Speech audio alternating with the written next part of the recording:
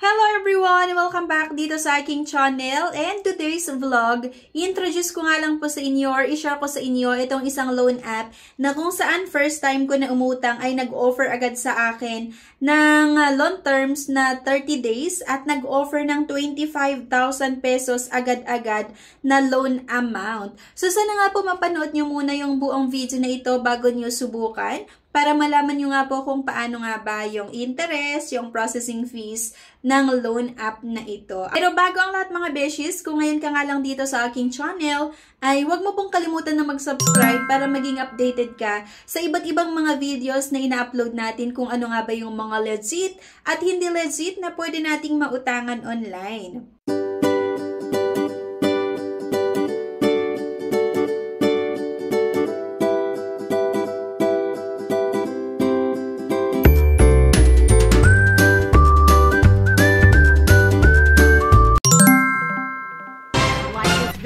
Subscribe, comment, and share.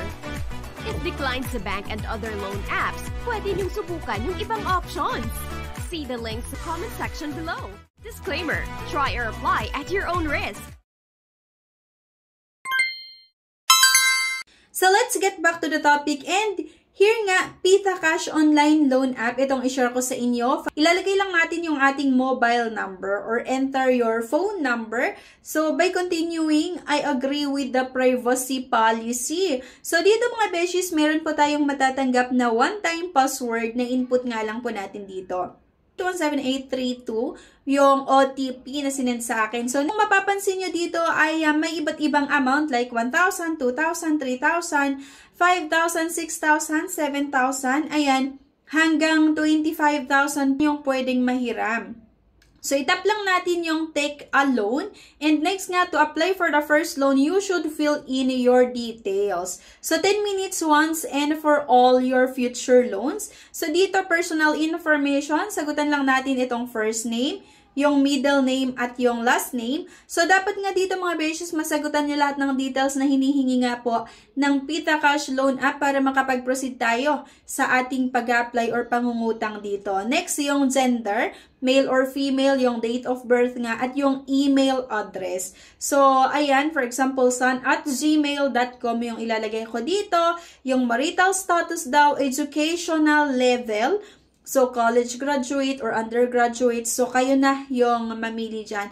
Next nga, mag-upload tayo ng isang valid ID at ito yung mga ID na tinatanggap. Yung UMID, Teen Social Security System or SSS, yung PRC, passport, and UMID yung pinili ko dito. So, ilalagay daw natin yung ID number. Then, allow PitaCash to take pictures and record video. Pipicturean lang po natin yung isang valid ID and image uploading. Please wait agad-agad hanggang mag 100%. And ito na nga, you can submit one or more IDs to increase your chances. However, one document is enough. Residence address, so region, province, city, or municipality. So by the way, itong ipapakita ko sa inyo na address mga beses ko ay hindi po ako nakatira dito. So pinakita ko lang sa inyo kung ano yung mga possible or itong sasagutan natin sa app na ito. Pero yun nga po, binabalikan ko naman tong app or ina-erase ko yung pinapakita ko sa inyo na infos, then pinapalitan ko talaga kung saan ako nakatira. Kasi wala po talagang pag-asa na maprubahan nga ang ating loan application na kapag mali-mali yung nilalagay natin ng mga details. At after nun, yung reference information. So, yung mga kakilala nyo na pwede nga natin gawing personal references or contact references. So, ilagay lang natin yung full name at yung phone number and then yung relations. Ito mga beshies, ang sa mga nagustuhan ko ay kahit dalawa lang yung ilalagay natin dito na personal references ay okay na sa kanila. So, option nyo naman kung mag-add kayo ng personal references, pero sa akin okay na yung dalawa. So, work information agad tayo mga beshies. Pwedeng self-employed or employed. Ayan. And then employment industry, body care. Yung nilagay ko dyan. How often do you usually have income? Kung daily, weekly, or monthly, ganyan. Yung monthly income, di ba mali yung nilagay ko dyan? Dapat 30,000 yung ilalagay ko sana dyan, pero 3,000 yung nakalagay. And yung household monthly income, for example, 5,000. So, I approve that the information daw ay correct. So, kailangan nating mag-agree dyan. And loan purpose, mga beshies, like select your loan purpose. kung bills payment or pwede rin na to purchase a gadget. And do you have any outstanding loans? It's either yes or no. And disbursement channel, kung saan nga ba natin gustong matanggap yung loan proceeds. So dito mga beshies, bank account lang po yung pwede. Wala akong nakita dito na via e-wallets like nga sa GCash. Hinahanap ko yung GCash pero wala. So bank na lang yung ilalagay natin dito mga beshies. So mas maganda kung meron po tayong bank account. Kung sakali naman mga beshies na wala pa kayong bank account, actually pwede naman kayong makapag-online or mag-apply online ng bank account. So, meron sa Union Bank. Actually, yung isang bank account ko ay nag-apply lang po ako sa Union Bank online. Diba? So, pwede yon. So, yun nga po mga beshies, dito sa bank account, ilalagay lang natin yung kompletong pangalan, syempre, at yung account number. So, please take a selfie to make sure na ikaw nga daw yung nag-apply. So, take a selfie following this must. Okay? So, image uploading, please wait na naman. So, hanggang mag 100%.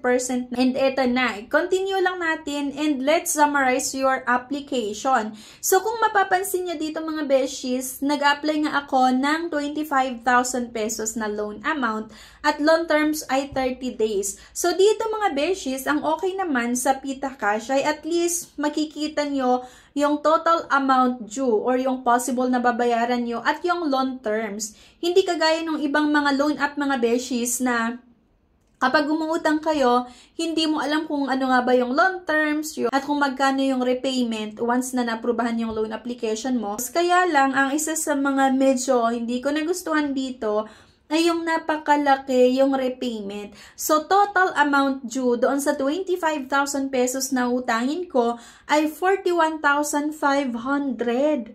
So, akalain mo yun mga beshies, halos nasa 16,000 yung interest, no? Yung charges niya doon sa 25,000 na utangin mo. I'm not sure kung iiba pa ito or mag-iiba pa ito. So, hindi pa kasi na-aprobahan yung loan application ko. And by the way, gagawa pa ako ng next video or part 2 ng video patungkol nga dito sa Pita Cash kung ma-aprobahan yung loan application ko para makita nyo talaga.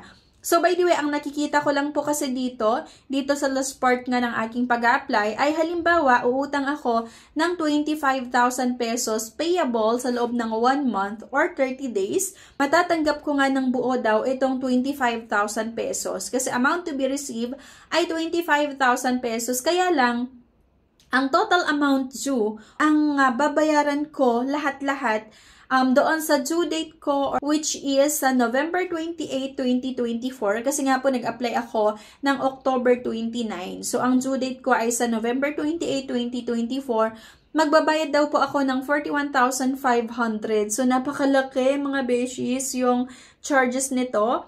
Halos nasa 16,500 yung pinatong doon sa uutangin ko na 25,000. And, mind you 1 month lang po ito bayaran. So, napakalaki mga beses yung charges niya. Pero at least nakita ko dito sa last part ng aking pag-a-apply kung magkano yung babayaran ko talaga. Pero at least, kung gusto ko pa rin na ituloy, alam ko na kung ano yung possible na babayaran ko. Alam ko kung meron ba akong pambayad or wala, diba? Doon sa possible na total amount due. So, yun yung isa na kinaganda ng Pita Cash compared doon sa ibang mga loan app na tsaka mo lang malaman yung total amount due at minsan 7 days pa nga yung ino-offer nila kapag first time mo na umutang. Tsaka mo lang malaman kapag naprubahan yung loan application mo. Yan po yung ginagawa ng ibang mga loan app. Pero, ayun, medyo okay nga itong Pita Cash kasi dito sa last part ng ating loan application ay makikita agad-agad nga yung total amount due at yung loan terms, diba? Pero sa akin kung ako yung tatanungin nyo, hindi ko pa rin talaga utangan ito dahil nga mataas yung charges niya. Akalain mo, doon sa 25,000 pesos, ang babayaran ko daw ay 41,500. Meron pa nga nakalagay dyan sa taas na 49,800 pero siguro may promo daw sila kaya naging 41,500. Pero napakalaki pa rin nun mga beses ko kasi 25,000 nakalain mo na sa 16,500 yung pinatong agad-agad within 30 days lang. Buti sana kung itong 41,500 diba ay payable sa loob ng isang taon, di mas katanggap-tanggap pa yon, diba? Tapos magmamantli ka na lang. Pero kung ganito na 30 days lang, then pinatungan agad yung 25,000 ng halos na sa 16,500, abay, sino ba yung gustong umutang sa ganito? Mas lalo po tayong ilulubog sa utang.